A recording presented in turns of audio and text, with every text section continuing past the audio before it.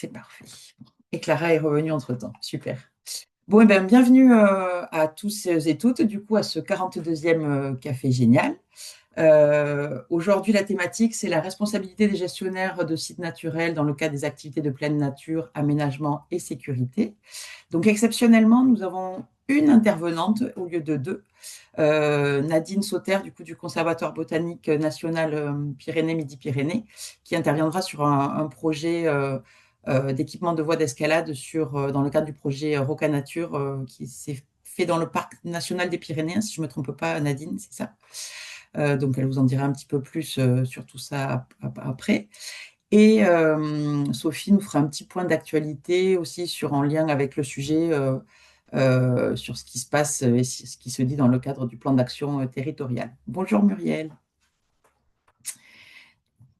Très bien. Donc, comme d'habitude, n'hésitez pas à laisser la caméra allumée, c'est plus sympa, et à prendre la parole pour poser des questions. Peut-être Nadine, je ne sais pas ce que tu en penses. En général, on fait l'intervention et ensuite les questions-échanges. Là, on a un peu plus de temps aujourd'hui et on n'est pas très nombreux, donc peut-être qu'on peut faire au fur et à mesure s'il y a des questions. Tu me dis en fait ce que tu préfères dans le cadre de ton intervention. Oui, bonjour. Bon, moi, peu importe, effectivement, on n'est pas très nombreux. Après, peut-être que les questions viendront, oui, soit au fur et à mesure, soit peut-être que les participants voudront voir si les réponses viendront pas en En suivant. suivant. Je peux faire une petite première coupure parce que j'ai prévu de présenter Roca Nature globalement. Donc, on pourra faire là un petit moment, un arrêt pour voir s'il y a des questions. Et puis après, j'attaquerai bien la présentation du sujet. Parfait. Eh ben, on fait comme ça. Merci Nadine. Et on va faire, comme à l'habitude, un petit tour d'écran, du coup, de présentation rapide, nom, prénom, et pour enfin, voilà, structure et pourquoi le sujet vous intéresse. Alors, du coup, je vais donner la parole à Clara. Bonjour à tous, Clara Garcia-Mato, chargée de mission stratégie air protégée au Parc des Grands Causses. Et le sujet m'intéresse parce qu'il y a pas mal de sites en voie de passage en protection ou qui se protègent actuellement, sur lesquels voilà, on a des interactions entre milieu naturel, activité de pleine nature, des questions qui se posent par rapport aussi à la sécurité sur certains sites. Donc on est en plein dedans. Merci Clara. Anne? Bonjour à tous, donc Anne Salvado de la région Occitanie au service Natura 2000. Je suis chargée de projet donc Natura 2000 et référente pour les départements Hérault et Gard. Et ma présence aujourd'hui, c'est parce que du coup j'accompagne beaucoup d'animateurs Natura 2000 qui ont justement ces problématiques d'activités de pleine nature en site Natura 2000 et des activités de pleine nature qui vont en s'accroissant. Donc d'où voilà voir un peu ce que vous proposez dans ce café génial. Merci Anne. Lucas? Ah, on ne t'entend pas, Lucas.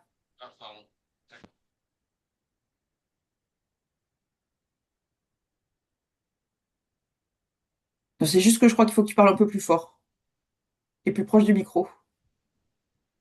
Non,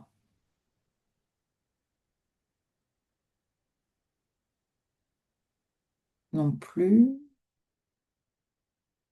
Est-ce que là, vous m'entendez? Ah oui, c'est mieux. Oui, ok, pardon. Du coup, Lucas Bastier du PNR Corbière-Fenouillède, pardon. Et moi, justement, ça m'intéresse dans le cadre enfin, exactement comme Clara, du développement d'activités de pleine nature sur le territoire et de certains conflits d'usage avec les enjeux biodiversité. Donc, c'est pareil, pour essayer de voir ce qui en ressort de ce café. Voilà. Merci Lucas. David?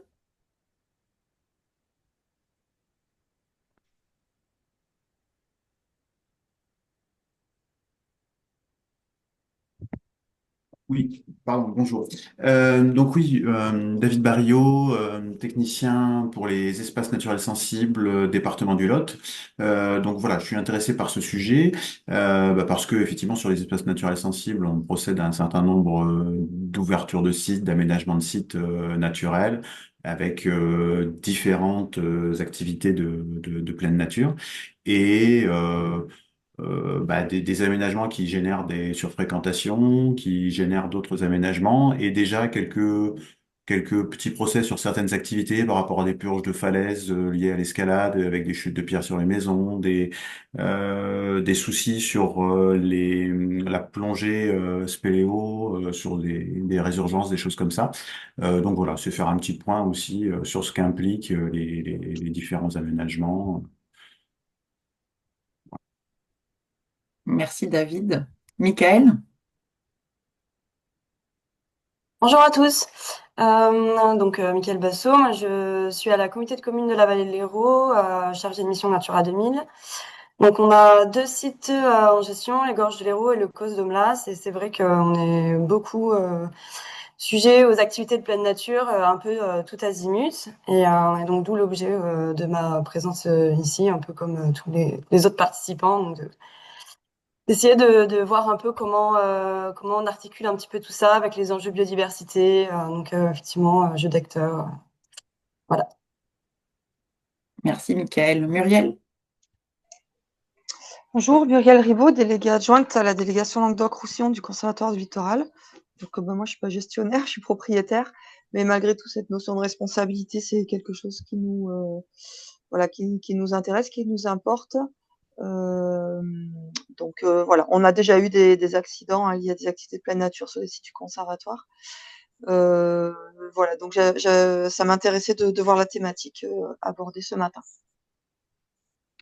Alors rapidement, je ne sais pas si on pourra répondre à toutes les questions ce matin et si ça va amener toutes les réponses que vous souhaitez. Muriel, surtout par rapport à la thématique responsabilité, c'est vrai qu'on devait avoir un deuxième intervenant au départ que voilà, je ne suis pas arrivée à avoir, qui était plus sur l'aspect responsabilité. Je ne sais pas, Nadine, toi, si tu as des éléments sur ce sujet-là. Mais c'est plus aménagement, effectivement. Mais voilà, l'idée est de continuer à chercher des éléments sur ce thème-là. Et je ne sais pas si on aura beaucoup de choses à amener là ce matin, Muriel, sur la partie Ok. vraiment responsabilité, hein. Ça a été assez difficile de mobiliser des intervenants aujourd'hui. Et pour finir, Noémie? Oui, bonjour, Noémie Olive. Donc, je suis chargée de mission activité de pleine nature au service environnement du département des Pyrénées-Orientales. Et donc, du coup, comme on est en train d'élaborer notre DESI, le plan départemental des espaces cités itinéraires, c'est forcément un sujet primordial. Et donc, voilà, je suis là pour écouter un petit peu ce qui se dit voilà, sur ce sujet et en apprendre. Voilà. Merci, Noémie. Beaucoup de départements, du coup, ce matin. Vincent, je ne sais pas si ton micro fonctionne. Est-ce que vous m'entendez? Oui, super. Oui, bonjour, je n'ai pas de caméra, désolé. Donc Vincent Dumenier, en charge des espaces naturels sensibles au département de l'Aude. Et un peu comme tout le monde, je suis en veille technique, réglementaire, etc., suite aux pressions diverses et variées, amenées par diverses activités, pas seulement de sport de nature, on va dire, sur nos espaces naturels. Merci, Vincent.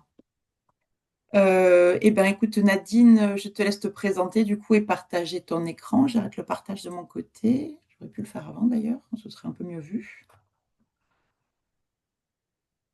Ok, bonjour, bonjour à tous et toutes. Donc Nadine Sauter, je travaille au Conservatoire botanique national des Pyrénées et de Midi-Pyrénées en tant que chargée de conservation et animatrice du programme Roca Nature. Je vous partage l'écran. Tac. Est-ce que vous voyez? Ah, là c'est bon. Ok. Donc, oui, donc, hop, je vais passer à la seconde. Voilà.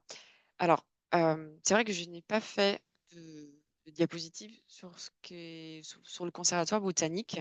Peut-être juste en deux mots. Le Conservatoire botanique national des Pyrénées et de Midi-Pyrénées a un agrément du ministère de l'écologie. Il y en a tout le territoire métropole et outre-mer est couvert en fait par des conservatoires botaniques nationaux. Et on a des missions de connaissance, conservation de la flore sauvage et des milieux naturels, la préservation des éléments les plus rares, protégés. On a une mission d'appui technique, d'accompagnement des services de l'État, des collectivités, de l'ensemble des acteurs qui ont à faire en fait avec la flore sauvage, mais également des missions liées à d'autres groupes taxonomiques comme les champignons, les mousses, euh, voilà, les lichens également. Et donc pour finir, des missions de sensibilisation, information auprès de tout public, du végétal hein, dans son ensemble. Dans le cadre de ces missions, depuis 2019, j'anime un programme qui s'appelle Roca Nature. On a ciblé dès 2019 en fait les milieux rocheux. Pourquoi les milieux rocheux? Parce qu'en fait, on avait déjà un certain nombre de cas, de liens avec des acteurs sur le terrain sur une problématique surtout liée à l'escalade. Voilà, parce que les enjeux, c'était ceux-là qu'on avait le plus peut-être conscience ou en tout cas qui ressortaient de notre base de données, etc. Donc le milieu rocheux, donc à la fois des lieux de vie pour des espèces animales comme végétales, même si justement j'en reparlerai un peu après, des espèces végétales sont parfois un petit peu éclipsées par les enjeux faune et notamment rapaces. Et donc, voilà, enfin, voilà, aujourd'hui, on est entre, j'allais dire, structures intervenants, on est conscient hein, des enjeux de pratique, de sport de nature en développement constant. Déjà 2019, assez fort, puis il y a eu le Covid, encore avec une explosion en fait de ces sports. Et donc, multiplication finalement des superpositions, des enjeux naturalistes et des enjeux de pratique. Donc, l'objectif de Roca Nature est de mettre en réseau des acteurs impliqués et une veille hein, sur les milieux à fort enjeu de biodiversité. C'est apporter aussi des éléments de compréhension, de connaissance, mais aussi de compréhension aux acteurs sportifs et collectivités sur ces enjeux floristiques sur les milieux rocheux et de les accompagner dans une démarche de prise en compte de la flore et des milieux naturels dans le cadre de leur projet. Ça y est, si, ça marche.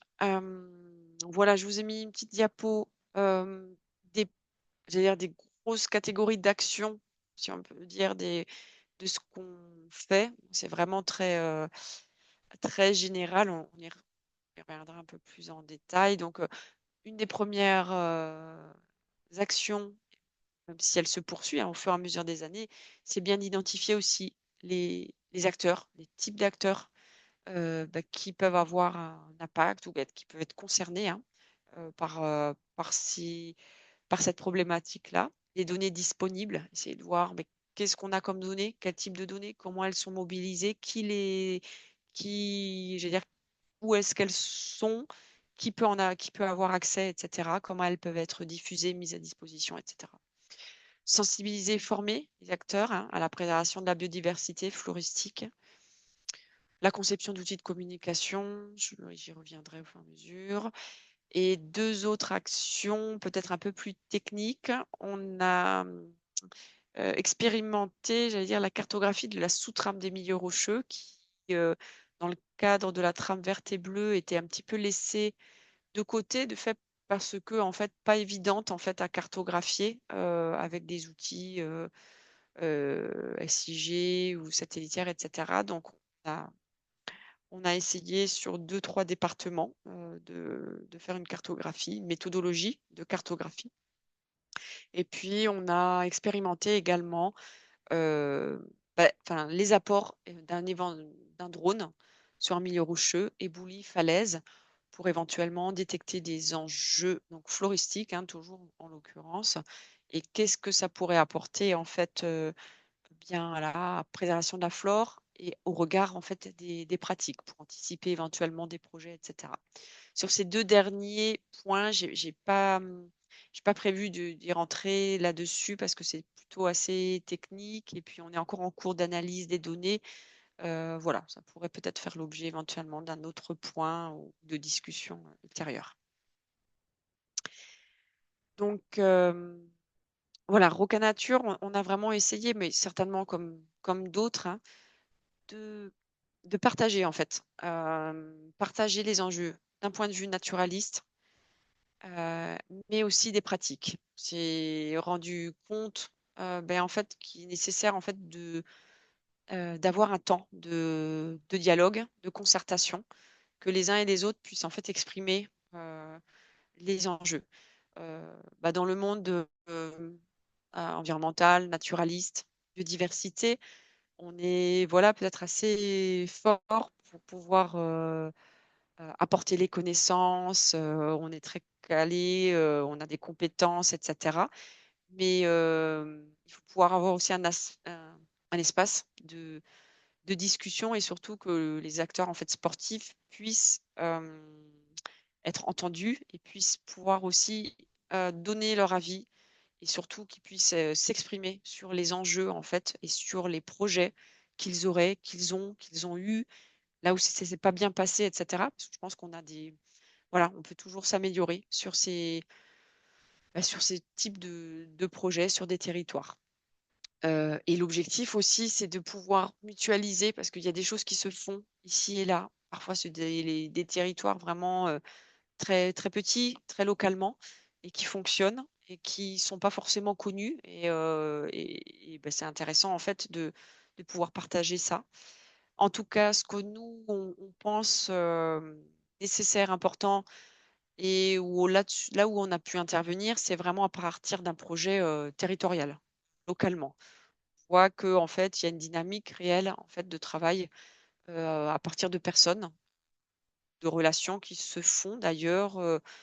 Parfois, on n'a même pas conscience. Et donc, de pouvoir construire un projet sur une dynamique locale permet, et de se connaître, permet en fait on le voit quand même hein, depuis 2019, d'arriver quand même à quelque chose d'assez à la fois opérationnel et puis où l'ensemble des parties, je dirais, est satisfait en fait de l'intégration des enjeux respectifs. Donc, on a testé plusieurs formats, formats ou plutôt, non, on a dit un format, un atelier. On va sur le terrain, descend un canyon avec justement ceux qui souhaitent équiper, rééquiper un canyon.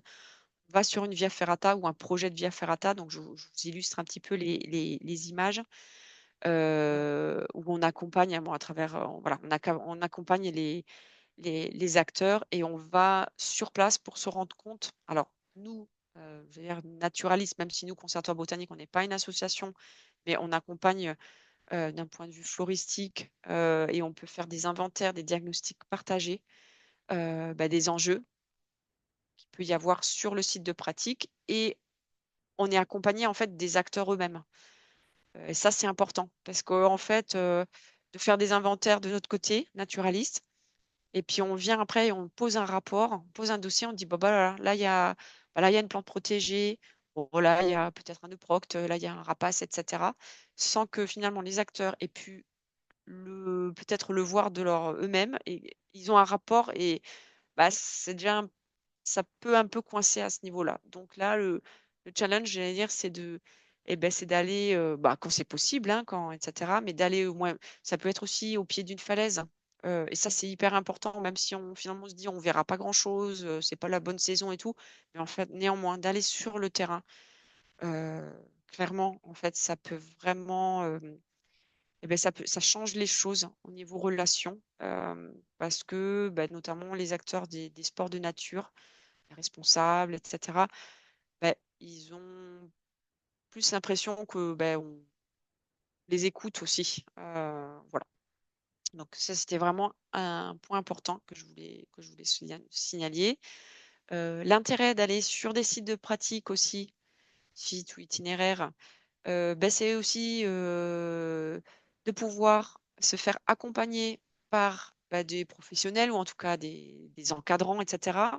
En l'occurrence, par exemple, ici sur cet exemple que je voulais vous partager, on est directement sur une falaise où moi, je ne peux pas intervenir toute seule. Voilà, j'ai pas les compétences, etc. Il faut au minimum être à deux de toute façon pour grimper sur une falaise. J'ai pas, même si moi, personnellement, je fais de l'escalade, néanmoins, j'ai besoin en tant que salarié, hein, mon employeur a besoin aussi de savoir que je suis entre de bonnes mains, etc.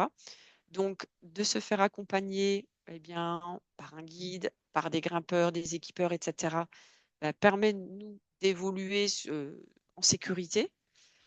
Évidemment, pendant ce temps-là, il y a un réel échange aussi, puisque là, clairement, on peut leur montrer, bon, ça, voilà, on a découvert ce jour-là, donc en 2022, avec un guide à la fois équipeur, grimpeur, responsable d'un club, etc.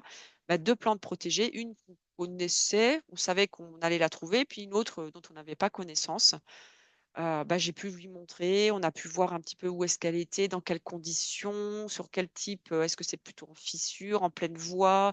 Enfin voilà, il y a vraiment des éléments après vraiment de connaissance d'une plante dans un milieu, comment elle pousse, à quoi elle ressemble. Là, elle n'était pas en fleurs, mais on la voit en feuilles. Parce que sinon, dans un rapport, on a toujours tendance on la met toujours dans sa bonne situation, hein, soit j'imagine pour quand c'est des animaux, le rapace, il est toujours les ailes étalées, on la reconnaît bien, etc. Puis on remarque que sur le terrain, eh bien, voilà, hein, on n'a pas toujours les bonnes, on n'est pas toujours au bon moment, à la bonne période. Euh, voilà. N'hésitez pas, hein, si vous avez je vois qu'il y a le chat, mais franchement, on n'est pas nombreux. Je peux couper, hein, ma présentation, sachant que, voilà. N'hésitez pas, je sais pas. Julie, si tu repères des choses, hein, n'hésite pas. Ça marche. Dans le chat, là, c'est moi qui viens juste de mettre un article en lien avec la responsabilité des gestionnaires sur. Enfin, voilà. C'est D'accord. plus. Oui, parce que moi, du coup, je vois rien. Je vois pas grand-chose. Euh, voilà. Ce que je disais, mais ça rejoint d'aller sur le terrain. C'est souvent le mieux, hein, évidemment, c'est en amont des projets, au démarrage d'un projet. Bon, une fois qu'il y a un projet qui est en cours, etc., enfin, vous le savez tous, c'est compliqué. Les acteurs sont un petit peu sur les freins, ils ont peur de se faire bloquer. Il peut y avoir des tensions, des conflits, enfin voilà. Donc effectivement, le maître mot, hein, c'est évidemment d'anticiper. On n'est pas toujours, malheureusement, effectivement, des fois, on n'est pas au courant. Mais même, j'allais dire, d'anticiper même avant qu'il y ait un projet, c'est-à-dire de se faire connaître, essayer de collaborer, de travailler peut-être sur des petites choses, peut-être même de partage d'informations avant qu'il y ait des projets. Au moment où il y en a un, les acteurs sportifs, en fait, auront peut-être plus en tête l'idée de contacter une association, un parc, un département, etc., pour dire, ah ouais, en fait, ils ont peut-être en tête de se dire, c'est vrai qu'on m'avait parlé d'enjeux floristiques, faunistiques, etc. Voilà, j'ai aucune donnée, je sais pas, peut-être que je peux appeler en amont pour voir si je suis dans les clous, etc. Ça se fait, vraiment. Voilà, alors après, évidemment, il y a ça dépend des personnes, évidemment. Hein, là, il y a vraiment une question de personnes aussi, qui peuvent, et d'engagement, de motivation. Néanmoins, on arrive quand même à des situations où, oui, le grimpeur appelle. Alors, peu importe la structure, parce que du coup, on se connaît tous un peu les uns les autres, hein. Moi, là, je m'occupe de la flore. Bon, on m'appelle, moi je dis, par contre, OK pour la flore, je vous accompagne, je vous dis si dans la base de données, s'il y a des choses, mais je vous invite à contacter la LPO, le SEN, hein, le parc, etc., pour vérifier les enjeux, etc. Donc, on se renvoie la balle aussi, enfin, on se renvoie pas enfin, voilà, renvoie vers les personnes aussi intéressées. Donc, ça, c'est vraiment l'anticipation.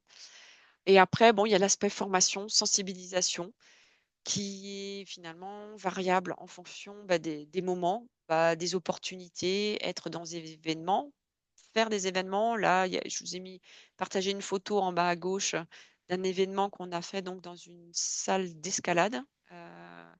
Voilà, on est allé aussi à la rencontre des pratiquants, salle d'escalade. C'est peut-être un peu plus facile parce que là, du coup, on avait aussi des moyens techniques, etc.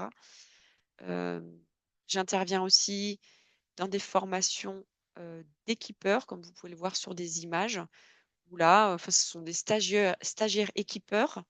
Donc, c'est une formation proposée par la Ligue Occitanie FFME. Et pendant leur formation, il y a le module biodiversité avec un temps un peu plus formel lors d'une visio où je leur donne un petit peu un certain nombre de connaissances, etc., de liens, etc. Et après, moi, je vais sur le terrain et on voit ensemble comment ça se passe. Donc, c'est intéressant aussi pour nous hein, et pour moi, naturaliste, botaniste, où on voit comment ça fonctionne, qu'est-ce qui nettoie, comment il purge.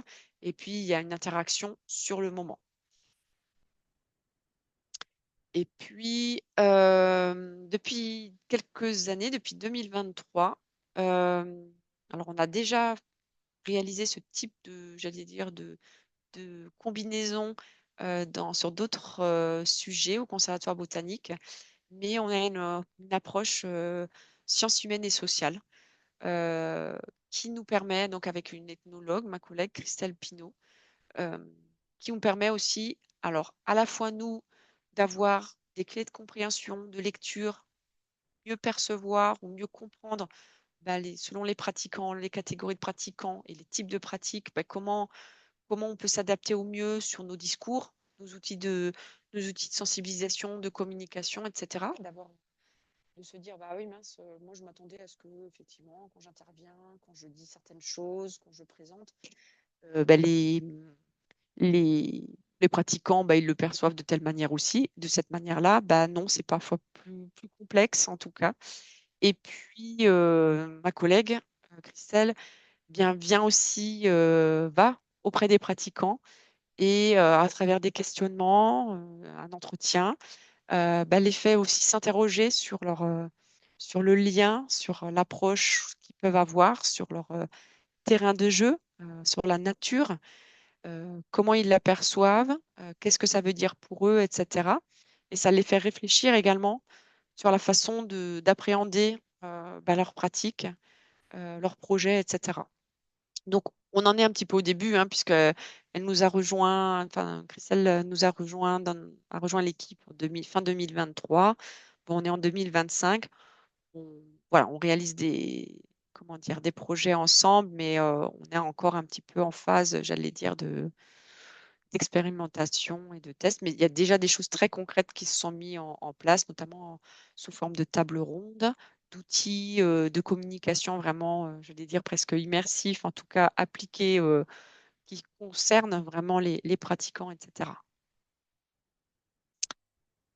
Est-ce que là, vous avez des questions avant que j'attaque finalement un peu le sujet même, enfin en tout cas un exemple que je voulais voir avec vous, mais qui va reprendre, hein, vous allez voir un petit peu tout ce que je venais de dire plus généralement.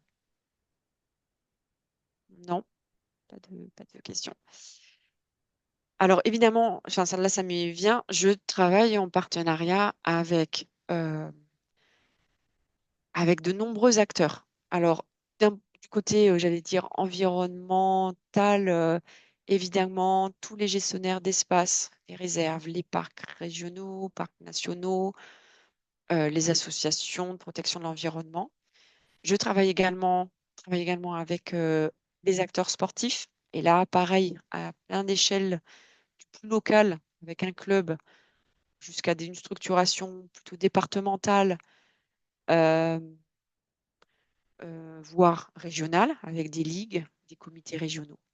Et évidemment, travaille avec les acteurs collectivités territoriales, euh, les départements, la région, les comités de communes, les communes. Enfin, voilà.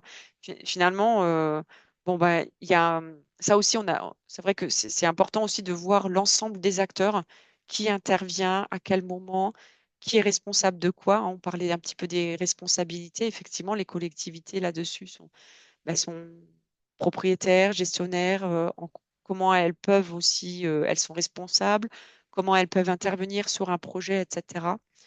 Donc voilà, il y a vraiment, je travaille pas seule. Eroca Nature, c'est vraiment justement aussi se mettre ensemble autour d'une table ou sur le terrain, hein. On invite l'ensemble, les départements, euh, une commune, etc., à aller aussi sur le terrain ensemble pour partager en fait ces enjeux-là.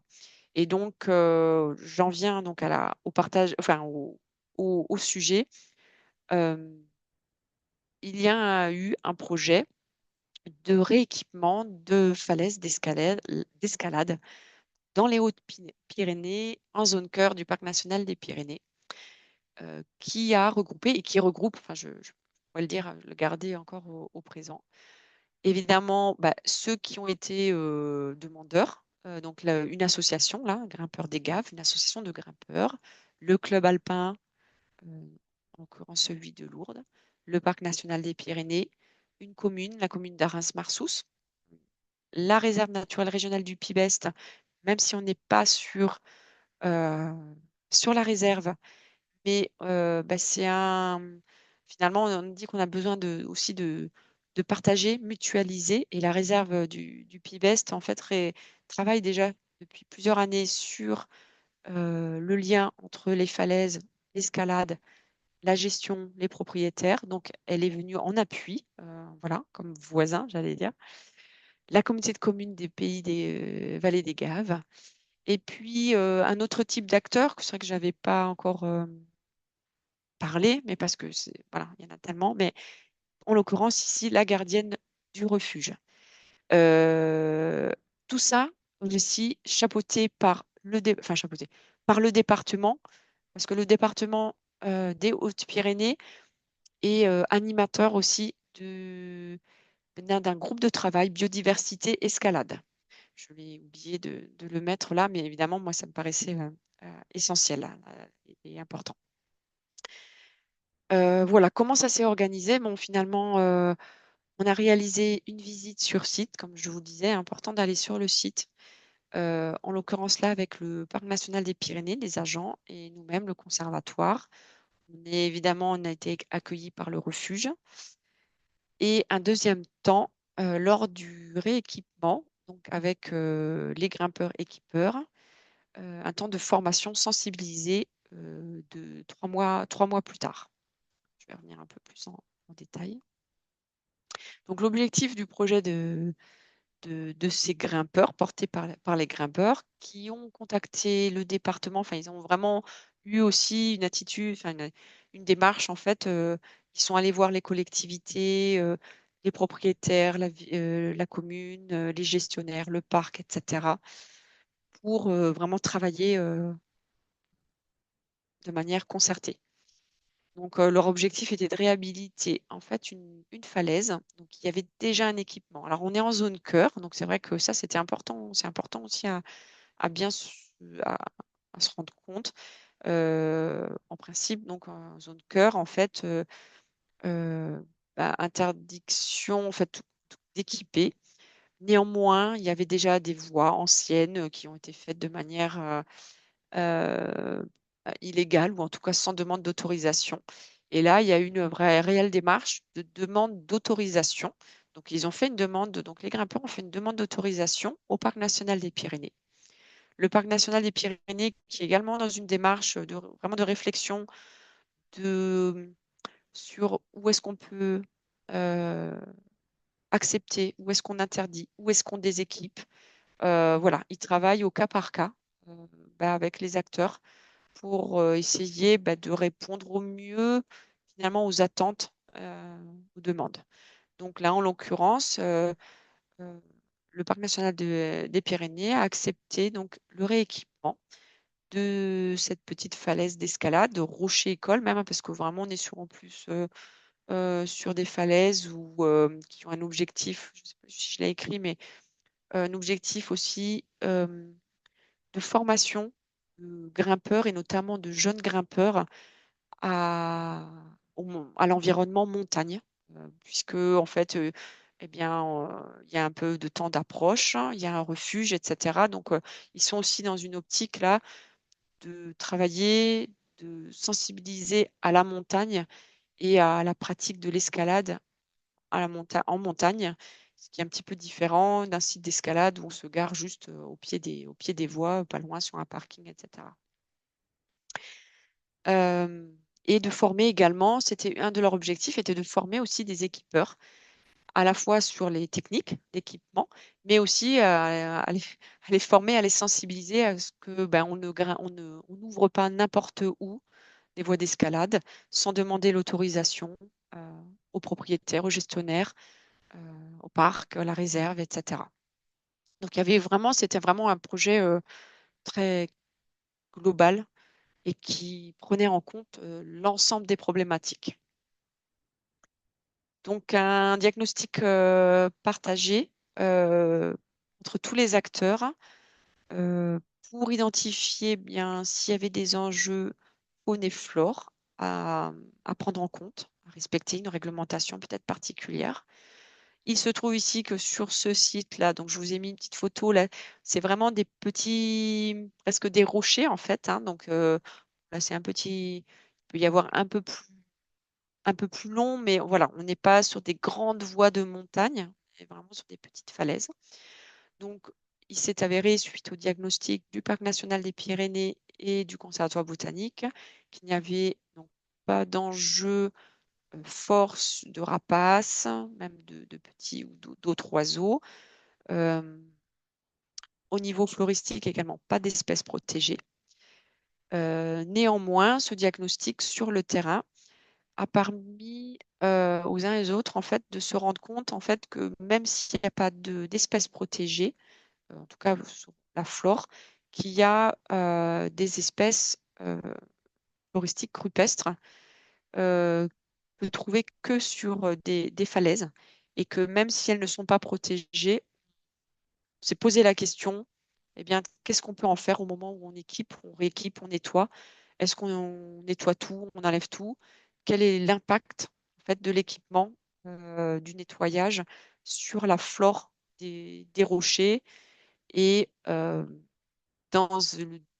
moment où, pardon, je regardais, au moment en fait, où on équipe et où on rééquipe, on se pose la question si c'est vraiment nécessaire d'enlever des plantes qui sont certes pas protégées, donc rien n'interdit, en fait, on essaie d'être transparent, hein, rien n'interdit de les enlever, il n'y a pas d'interdiction de destruction, d'arrachage, etc. Mais finalement, en les sensibilisant à cette flore spécifique des milieux rocheux qu'on ne retrouve pas sur la pelouse en dessous, etc., on les sensibilise en fait vraiment à l'intérêt finalement de conserver au maximum des espèces, que ce soit des mousses, la flore vasculaire, etc. Si ça n'a pas d'impact en termes de sécurité, de progression pour la pratique. Il y a eu également un échange hein, avec la gardienne du refuge qui est vraiment au pied de ces falaises-là, qui peut aussi avoir, elle, des messages à apporter, un lien fort avec des montagnards, des grimpeurs qui vont venir au refuge et elle va pouvoir échanger aussi un petit peu sur les enjeux montagne globalement, mais surtout, enfin, et là en l'occurrence, sur ces falaises. Lors de la phase de travaux, équipement, rééquipement, il y a ce temps de formation, de sensibilisation, formation. Donc là, on l'a fait essentiellement au refuge parce qu'en fait, malgré, on était au mois de septembre, il s'est mis à neiger en fait. Donc il faisait très froid, etc. Donc on a pu être, voilà, l'intérêt c'était qu'on soit à l'abri, pouvoir faire aussi sous forme un petit peu de jeu avec un outil en fait, se rendre compte du type de plantes qu'on peut trouver sur les falaises. Parce que là, du coup, autant sur le moment au mois de juin, sur le diagnostic, j'avais essentiellement les référents, les responsables. temps, là, au mois de septembre, bah, c'était les stagiaires, en fait, les grimpeurs qui intervenaient. Et donc, j'avais un peu un public aussi plus large. Et donc, bah, j'ai été amenée, en fait, à leur reparler des enjeux et des spécificités de la flore des parois, des démarches, des pratiques concrètes qu'on peut avoir ou qu'on peut faire en amont des projets, pendant le projet, etc. Sous forme d'un petit jeu, euh, voilà, participatif avec des post-it, etc. Euh, voilà, j'en viens à ma conclusion. Ça reprend hein, ce que je dis au fil de ma présentation, mais voilà. L'objectif est vraiment d'accompagner les acteurs sur leur site de pratique itinéraire. Là, j'ai fait un focus sur l'escalade, mais on le fait sur le VTT, le trail, le canyon, la rando, voilà, finalement tous les types de sports. Ce dont on s'aperçoit, c'est que en fonction du type de pratique, on n'intervient pas de la même manière. La, la démarche globale est similaire, c'est-à-dire vraiment on va sur le terrain, on va voir ensemble les enjeux, partage aussi. C'est vraiment la concertation, mais on partage les enjeux sportifs, environnementaux. Euh, Après, selon le type de pratique, on intervient. Enfin, là, après, il y a des déclinaisons un petit peu différentes en fonction du VTT, du trail, de la falaise, parce qu'on va pas. Il y a des spécificités selon les pratiques. Euh, L'escalade, en fait, il y a vraiment aussi un enjeu auprès des équipeurs, grimpeurs, équipeurs, puisqu'il y a vraiment des moments de nettoyage ou de renettoyage, de rééquipement, etc. Sur un sentier de randonnée, de VTT, l'approche va être un petit peu différente.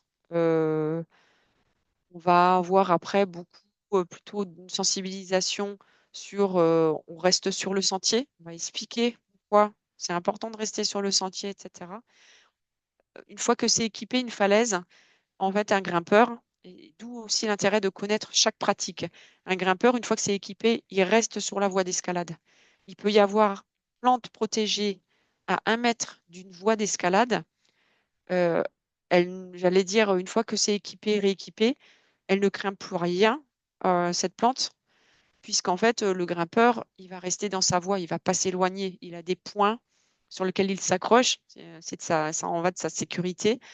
Il ne va pas se promener à 1 mètre. Un VTT, un trailer, un randonneur, il y a un sentier, bah, il va quand même pouvoir peut-être il pourrait être amené, ou en tout cas, il va peut-être vouloir couper, descendre, faire de nouvelles traces, etc. Donc là, on va avoir un autre discours entre un pratiquant de VTT et un pratiquant escalade. Où là, vraiment sur l'aspect escalade, on met le focus, pour l'instant, aussi beaucoup sur les référents responsables qui vont équiper, en fait. Là, pour la flore. C'est alors en tout cas pour la flore, parce qu'on voit qu'entre la flore et la faune, c'est un petit peu différent. Mais pour la flore, le plus gros impact de l'escalade, c'est au moment du nettoyage de l'équipe, du rééquipement. Ce qui n'est pas le cas, par exemple, pas forcément que le cas pour d'autres pratiques. Donc voilà, tout ça pour vous dire qu'en fait, on peut pas, il n'y a pas de choses globales pour toutes les pratiques. C'est vraiment très variable selon les types de pratiques et même, j'allais dire, même en termes de milieu. Hein. Les milieux vont être différents. Nous, entre une falaise, la flore d'une falaise est complètement différente avec une flore forestière où on a dans une forêt où on a un sentier de VTT qui traverse une forêt. Ce qui n'est pas le cas pour la faune.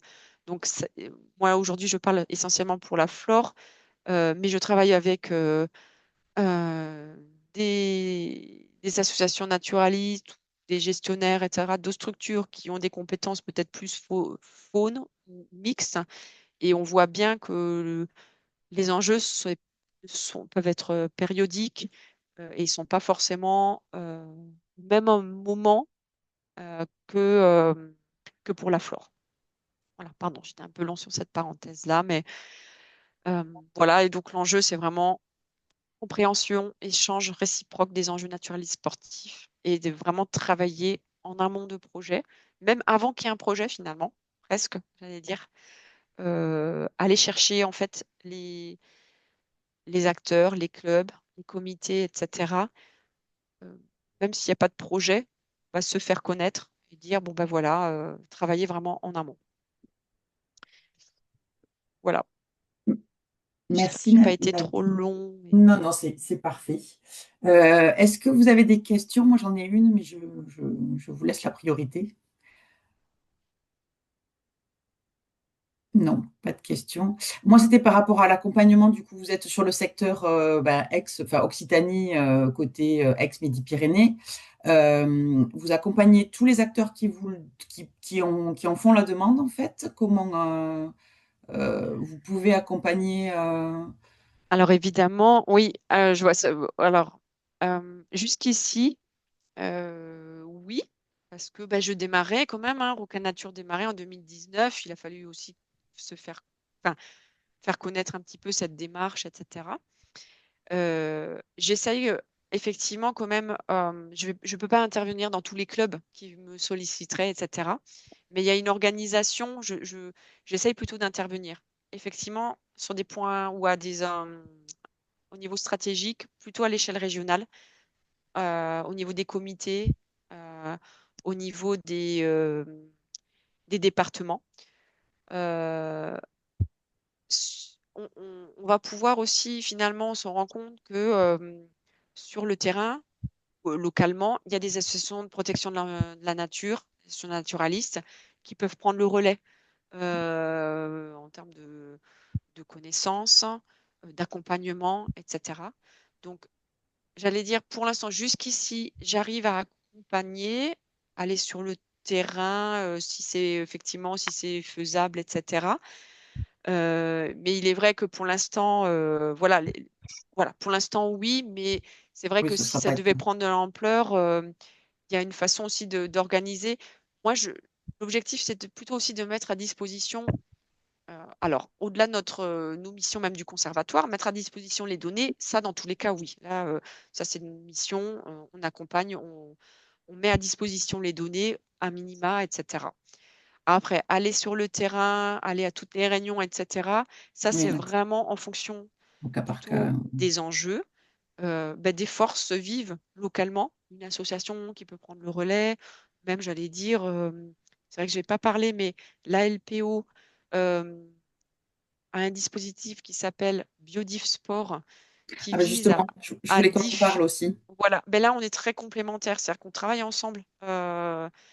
Là-dessus. Alors, pour l'instant, Biodisport, ce dispositif de diffusion de données naturalistes sur les plateformes sportives, c'est comme ça que ça se passe en fait, hein. Mm. Pour l'instant, il n'y a pas très peu de choses de flore parce que ça n'avait pas été en tout cas initié pour des enjeux flore au départ. Enfin, en tout cas, ils sont tout déployés au niveau faune. Donc, j'y travaille avec la LPO pour pouvoir faire des fiches sur des espèces ou des groupes d'espèces, etc., et mettre à disposition ces données qui vont être après diffusées sur des plateformes de pratiquants. Voilà. Et Mais là-dessus, on est vraiment sur le même parce que la LPO, en fait, derrière ça, euh, ils essayent de mettre en avant aussi, c'est pareil, ces phases de concertation, conciliation, etc. Donc, on oui, a bah, de toute façon, il n'y a vraiment, pas de secret là-dessus. c'est la même, voilà, c'est la même approche. Alors, oui, c'est vrai qu'on est tous conscients, etc., de se dire, ah oui, oui, c'est bien la concertation, conciliation. Ce qu'il faut savoir, c'est que c'est long. Oui. C'est vraiment très long. C'est-à-dire que ça s'étale sur plusieurs années même. Enfin, le temps de mettre autour de la table, de chercher. Parfois, en plus, on s'est pas rendu compte, on a oublié un partenaire, on a oublié un acteur, Mm. etc. Et que c'est long. En fait, c'est des relations qui se construisent, en fait. Plus exactement, au-delà de ces mots, concertation, conciliation, ce sont vraiment des relations qui se construisent et d'être connus et de se faire connaître. Voilà. Je pense que ça, les gestionnaires en sont conscients. Ils sont, Et mais, sur notre travail, vraiment, effectivement, nous, conservateurs botaniques Pyrénées-Midi-Pyrénées, on a un agrément et on est opérationnel sur ex-Midi-Pyrénées. Là où effectivement, là, on est vraiment, enfin, il faut aller en Aveyron, enfin je vais en Aveyron dans le Lot, on travaille notamment avec le département du Lot sur la charte escalade, etc. Mais effectivement, les outils, les démarches sont vraiment faites aussi pour être mises à disposition à l'ensemble de l'Occitanie et donc notamment au département, au territoire Languedoc-Roussillon, ex-Languedoc-Roussillon. Voilà. Et je peux accompagner, enfin voilà, tout à fait intervenir pour une réunion, etc. Par contre, aller sur le terrain, ça c'est plutôt C'est plus mes collègues compliqué. du Ouais. Conservatoire botanique méditerranéen qu'il faudrait Si tu as, solliciter. si tu as des liens, n'hésite pas à les mettre dans le chat, que ce soit Oui, pour un lien vers le projet de façon générale, les oui, contacts, d'accord. etc. Oui, oui. Vincent, tu voulais intervenir? Oui, merci pour cette présentation. Ceci d'original, c'est que évidemment sur les falaises et escalades, on pense plus aux oiseaux qu'aux plantes, et elles ont évidemment toute leur place. Moi, je voulais en fait poser une question, faire une suggestion. Alors la question, est-ce que vous avez eu des problèmes avec les escaladors en solo qui équipent de façon sauvage, si je puis dire, certaines parois? Alors là, on est en altitude hein, sur cet exemple, mais dans l'Aude, on sait qu'il y a justement des équipements un peu sauvages. Et ma suggestion, c'est que bon là, dans ce cas précis, il y a un financement dédié, c'est très précieux et il faut beaucoup de temps, ça on l'a bien compris, pour aller sur le terrain et aller en concertation. Mais pour ma part, j'essaie de militer au niveau des atlas de la biodiversité financés par l'OFB, où il est demandé de faire beaucoup de sensibilisation. Selon les cas, j'essaie de militer les acteurs qui gèrent ces atlas pour justement dédier du temps de sensibilisation à tous les sports de nature. Évidemment, il faut aller dans les écoles, il faut aller voir citoyens de base, mais d'aller vraiment au niveau de ces acteurs. Et on a un cas typique là dans le Minervois, il y a un gros atlas qui va se lancer avec une falaise justement qui est équipée et mais bien encadrée par les acteurs locaux. Et je pense qu'il faut utiliser ces atlas en la matière pour disposer de temps et de financement dédiés. Alors c'est un message à peine subliminal pour Lucas, évidemment, dans le parc, mais je pousse cette suggestion à tout le monde et j'aimerais savoir du côté de l'exemple qui nous a été présenté s'il y a eu des difficultés avec les escaladors qui équipent de façon sauvage ou qui passent de façon sauvage sans se poser de questions, sans être à peine vus. Merci. Oui, alors oui, effectivement, les grimpeurs, ce qu'on appelle les. Alors, c'est rigolo parce que même les fédérations sportives, hein, les clubs, etc., ils appellent ça donc les électrons libres. Ils sont connus. euh, Ils sont connus, mais ce qui est vraiment impressionnant, c'est que je vois depuis plusieurs années que, en fait, les comités escalade, donc départementaux, régionaux et localement, les clubs, etc., en fait, ils font un peu, c'est eux-mêmes qui vont aller remonter les bretelles de ces grimpeurs qui équipent sans autorisation. Et il y a eu des cas, etc., où les comités départementaux ont fait une enquête, enfin une enquête en interne, etc. Puis après, ils savent très bien qui a équipé, etc.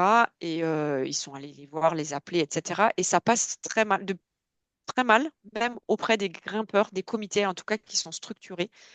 Euh, voilà, cette attitude, du coup, les comportements là de grimpeurs. Alors, c'est, je pense, assez de plus en plus isolé parce que justement, ces grimpeurs-là qui font ça en catimini, ce qui n'arrivent jamais trop à le faire parce que ça se sait toujours, se sentent un petit peu, je pense, quand même un peu plus observés et surtout leur propre communauté. En fait, c'est décrié par leur propre communauté. Parce que on voit clairement quand on va dans des forums, quand on va dans des réunions, des choses comme ça, euh, les grimpeurs qui essayent de faire les choses justement, d'anticiper les projets, etc., ils ont envie que leur site d'escalade soit maintenu dans le temps. Ils n'ont pas envie qu'on leur ferme parce que finalement, on va leur dire après, ah ben non, mais vous n'avez pas fait les choses correctement. Ou, bah non, bah maintenant c'est trop tard. Vous avez dégradé, vous avez détruit telle plante protégée, ou en l'occurrence, ou plutôt vous avez fait échouer une reproduction de rapaces, etc. Et ça, ils sont de plus en plus, les grimpeurs, la communauté des grimpeurs est de plus en plus sensible à ça. pourrait se dire, ouais, alors on pourrait se dire, bon, leur intérêt premier est peut-être pas de préserver la biodiversité, j'en sais rien. Je pense que dans le lot, il y en a, clairement. Bon, c'est la raison première. Mais la grosse raison aussi, et bah, je vais dire tant mieux, c'est de pouvoir continuer à pratiquer et qu'on arrête de dire que les grimpeurs ne sont pas soucieux de leur environnement, etc. Moi, je vois vraiment là depuis ces quelques années, quand j'interviens dans des formations d'équipeurs, le message est clair de la part des formateurs. Au dernier, c'était en Haute-Garonne, où clairement le formateur a dit que là, comment dire, on vous forme à équiper, etc. Nanana, on ne vous voit pas équipé sans autorisation, sans être allé faire les démarches auprès des propriétaires, des gestionnaires, des naturalistes. Bon, moi j'étais assez étonnée que d'entrée, voilà, ils l'ont dit clairement. C'est vraiment un message que, en tout cas, que les fédérations, les comités techniques au niveau départementaux disent. Néanmoins, bien sûr, il y en a toujours qui veulent en faire, voilà. Je pense que c'est en train de basculer un petit peu. Il y a vraiment voilà. Mais effectivement, ceux-là, on peut, à part les sensibiliser, je pense que la meilleure sensibilisation, c'est que ce soit les grimpeurs qui sensibilisent eux-mêmes leurs collègues. Ça, c'est sûr que, à mon avis, c'est peut-être la meilleure façon. Ok, merci Nadine. Clara? Oui, j'avais une question, mais je me dis que la réponse va peut-être être un petit peu similaire au final. Je me demandais comment prendre en compte les guides professionnels, etc., qui arrivent mais qui sont extérieurs au territoire. C'est-à-dire des gens qui ramènent du monde, mais qui, parce qu'ils ils connaissent le site, mais qui n'habitent pas spécialement sur le territoire et donc ne profitent pas forcément des formations ou autres. Enfin, nous, on a le cas sur certains sites, on en parlait hier pour des questions spéléo, mais bon, voilà, ça peut être la même chose pour l'escalade ou pour des guides de randonnée moyenne, haute montagne, et qui, pareil, du coup, enfin, soit par méconnaissance, soit par voilà, manque d'information, enfin, ce genre de choses peuvent impacter les enjeux, quoi. Effectivement, hein, là, dans ma présentation, vous avez vu que j'ai beaucoup insisté sur anticiper les projets. On était plus au moment de la création du projet et donc avec localement, etc. Effectivement, je pense que la démarche est complètement différente quand ce sont des personnes qui viennent sur un territoire, effectivement, avec un groupe, etc. Là, je pense, donc je vous ai parlé de Biodisport. Je pense que ça, c'est un des outils. Voilà, parce que des pratiquants qui viennent d'une autre région vont aller sur les plateformes hein, et sur Internet, etc. Et vont aller regarder quel site est le mieux. Machin. Et donc, je pense mettre à disposition, en tout cas, à minima, des informations de sensibilisation, etc. sur ces plateformes-là. Je pense que c'est le minimum. Voilà, déjà avant qu'ils se déplacent, parce que ça, c'est quelque chose sur lequel on parle souvent entre acteurs. Euh, Souvent, on dit il faudrait mettre aussi sur place des panneaux, des affiches, etc.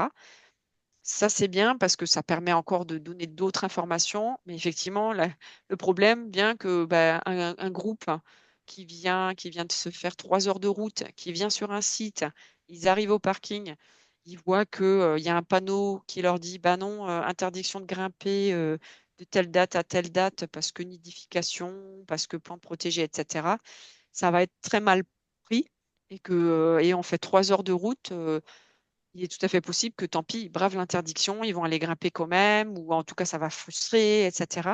Donc là, l'enjeu, alors il n'y a pas vraiment pour en avoir déjà parlé avec des départements, avec des parcs, etc., il n'y a pas de solution là pour l'instant, à part passer par les plateformes des pratiquants, pas forcément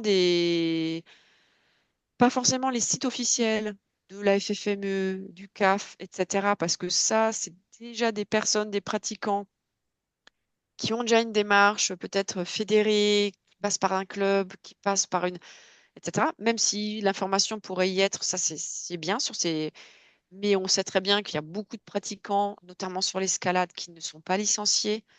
Euh, D'ailleurs, c'est la plus grande partie. Hein. Voilà, c'est la plupart des grimpeurs ne sont pas licenciés. Et donc, du coup, ils vont aller sur Internet, sur des plateformes, sur des forums, etc. Donc, il faut que l'information. alors soit une information précise ou en tout cas qu'on puisse dire attention, vérifier avant d'aller sur les sites qu'il y ait pas de choses et qui renvoie sur des sites peut-être Roca Nature, sur Biodisport, etc. Ouais. Mais ça reste encore, ça c'est voilà, il reste encore là des choses à imaginer, à construire, hein, avec, je pense, avec les sportifs. Et c'est là l'intérêt de savoir comment fonctionnent les sportifs, où est-ce qu'ils vont chercher les informations, quel type de sportif, parce qu'on est des sportifs plutôt locaux, où on sait que c'est des spots, ou enfin des sites où on sait que, en fait, je sais pas moi, 80% des gens ils viennent d'extérieur. Et donc là, comment on fait? Des offices de tourisme, peut-être voir avec les offices de tourisme. Mais est-ce que les grimpeurs vont les offices de tourisme? Enfin, là, je pense que là, vraiment, les collectivités et puis les gestionnaires, il faut qu'on puisse ensemble là, travailler sur sur ça. Mais là, désolée, j'ai pas de réponse. Non, mais enfin, ça recoupe des éléments de toute façon qu'on évoquait aussi. Et c'est vrai que voilà, on se disait, enfin, passer par les sites très spécifiques et que via ces sites aussi, il puisse y avoir une modération, une information sur les Mais différentes Biodisport, activités. vraiment le Et dispositif voilà, est Biodisport, super intéressant pour je ça, pense que bien c'est sûr. super Ouais, intéressant de faire ça, hein. ouais, Donc là, ouais, ouais, c'est ouais. la LPO Oui, qui anime ce ben on vient, dispositif. enfin Bon, au parc, nous, on vient de se lancer cette année d'accord. dedans là justement pour travailler un peu Mm. sur tout ça parce que Ouais. effectivement ça semble de plus en plus prégnant. Mm. Ben, merci beaucoup en tout cas. C'est dommage, Noémie, là, du département 66, a dû nous quitter, mais je sais que le département 66 a testé le dispositif.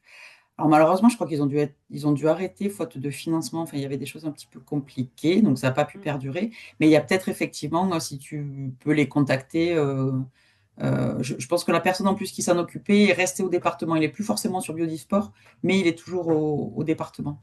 Donc ça peut valoir le coup pour Oui, avoir un retour d'expérience. parce que Biodisport, alors c'est pas simplement on met des données.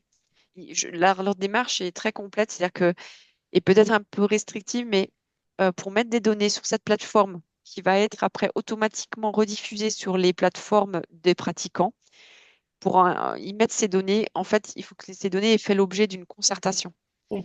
Donc, on ne vient pas mettre des données que personne n'avait jamais, dont les acteurs sportifs n'avaient pas connaissance, et on leur met. C'est vraiment d'abord, on fait travaille ensemble localement, donc site par site ou par petit site, mais on s'est vu sur le terrain, on a fait un travail de concertation, de conciliation. Est-ce que les grimpeurs, les vététistes, vous êtes OK pour qu'on mette, qu'on restreint la période, etc., pour qu'on affiche qu'effectivement, enfin voilà. Et après seulement, la donnée est mise sur cette plateforme-là. Donc ça, c'est vraiment important. Il m'avait, enfin, voilà, à préciser. On ne met pas toutes les données comme ça parce que sinon, voilà, il faut que ça ait été entre guillemets validé, en tout cas concerté, discuté avec l'ensemble des acteurs sur un site. Et Clara, Sophie, tu me confirmeras, mais je crois qu'on a fait un café gène sur Biodisport. Il était intervenu, je ne sais plus comment il s'appelle justement cette Adrien personne. Lambert, je pense, hein.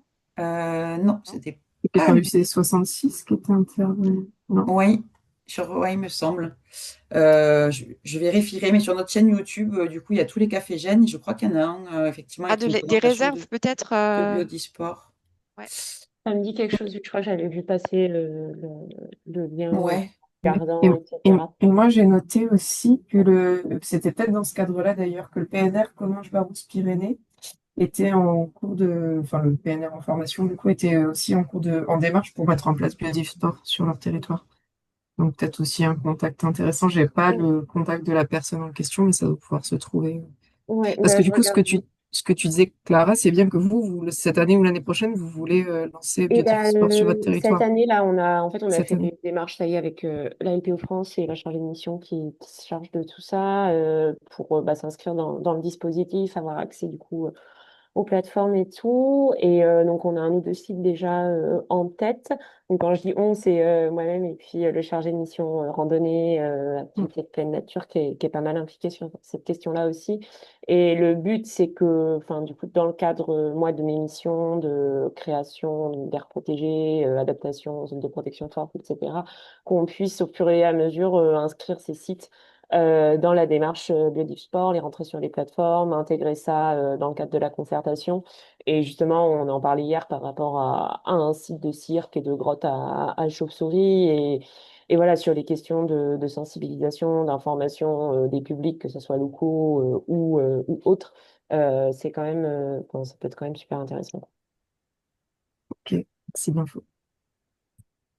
Alors effectivement, oui, il y en a eu un. Je t'enverrai le lien, Clara, si tu veux. C'est Pierre Saroui, moi, le contact que j'avais au département 66. Et donc, c'était un café gène sur l'accompagnement des pratiques des sports de pleine nature.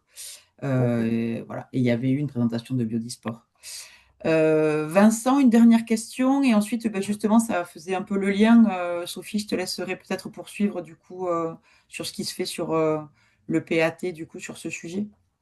Rapidement, c'était suite à un atelier de la RB, il y a le parc naturel régional du Haut-Languedoc qui a mis en place des patrouilles, entre guillemets, la pas de patrouille de mémoire, et c'est du personnel de terrain qui pourrait évidemment repérer certaines pratiques. Après, ils peuvent pas évidemment dresser un PV, mais c'est aussi un outil propre au PNR.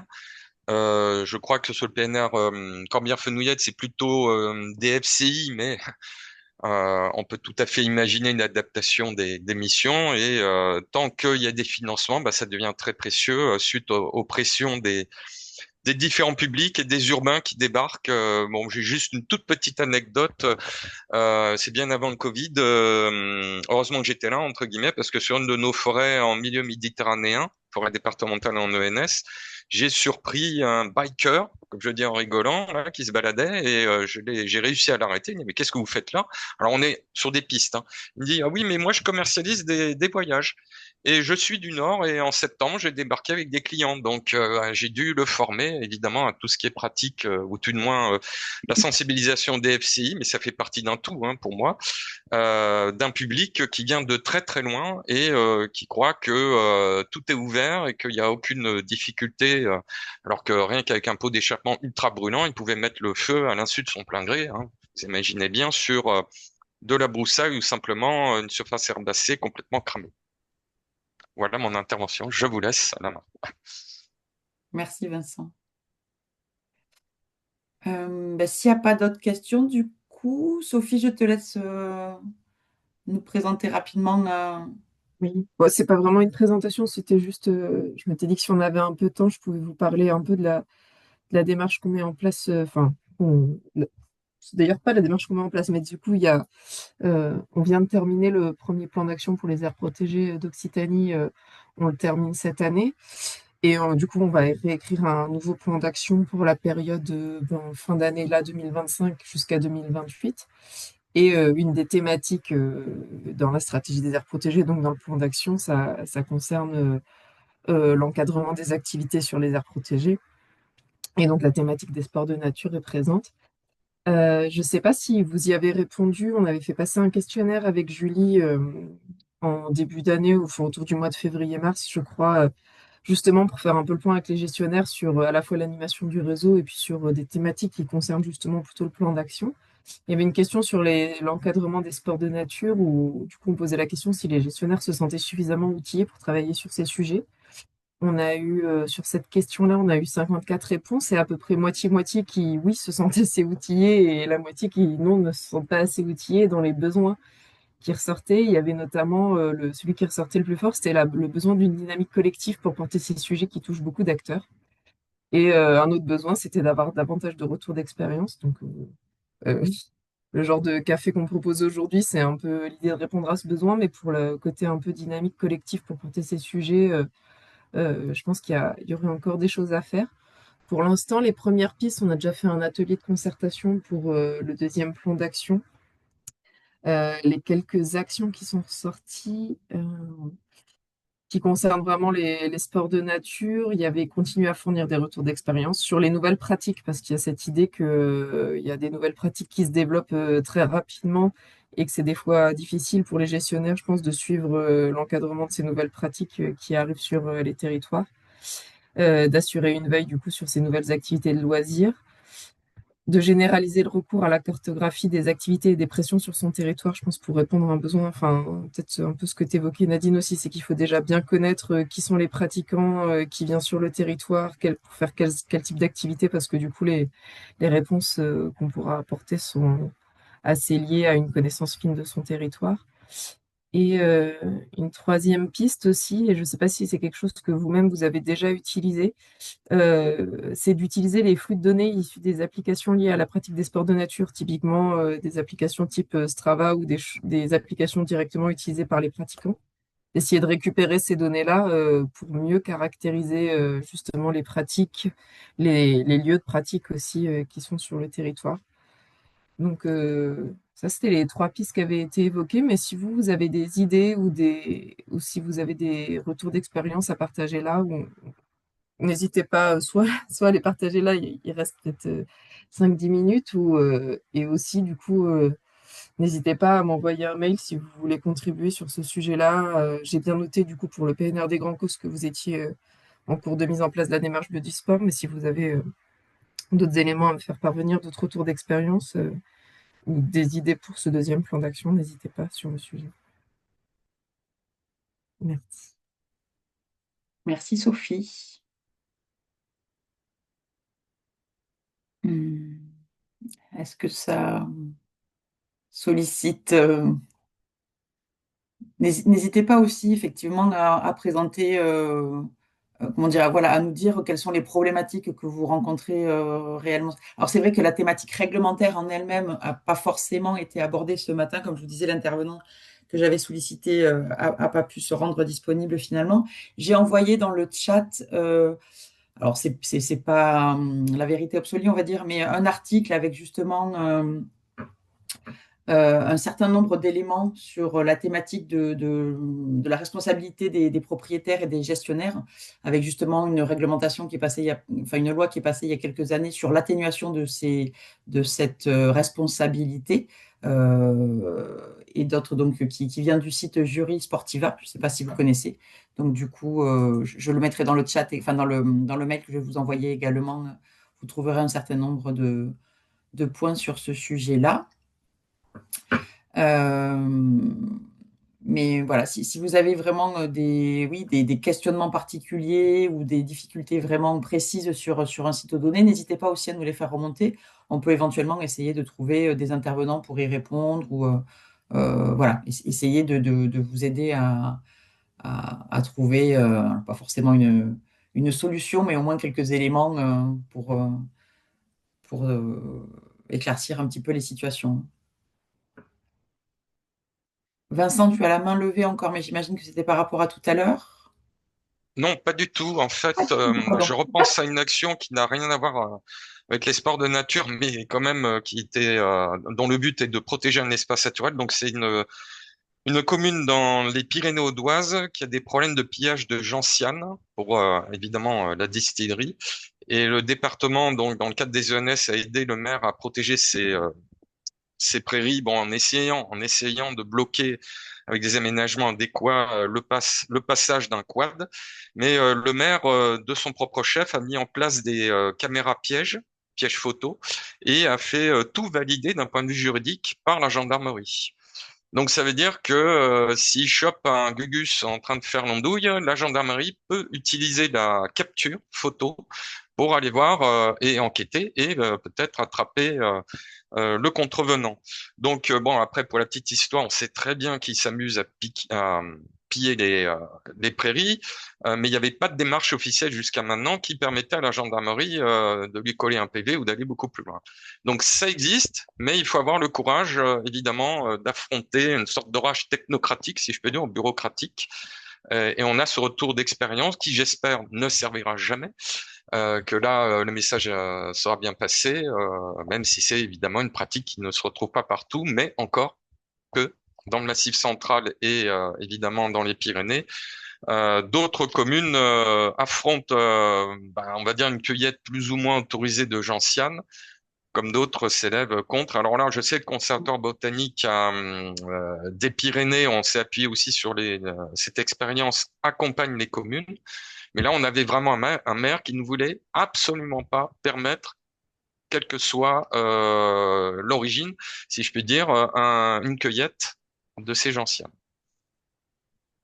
Merci Vincent. C'est rare que des maires aient, comment dire, parce que bon, c'est aussi s'affronter aux habitants et aux personnes qui habitent. Enfin, c'est pas évident d'arriver à prendre ce genre de décision, j'ai l'impression. Donc c'est courageux aussi. Clara? Oui, c'était juste pour revenir rapidement sur la question des nouvelles pratiques. Je me faisais la réflexion tout à l'heure pendant la présentation de Nadine. C'est vrai que je pense qu'on commence à connaître pas trop mal les pratiques, tout ce qui va être escalade, randonnée, etc.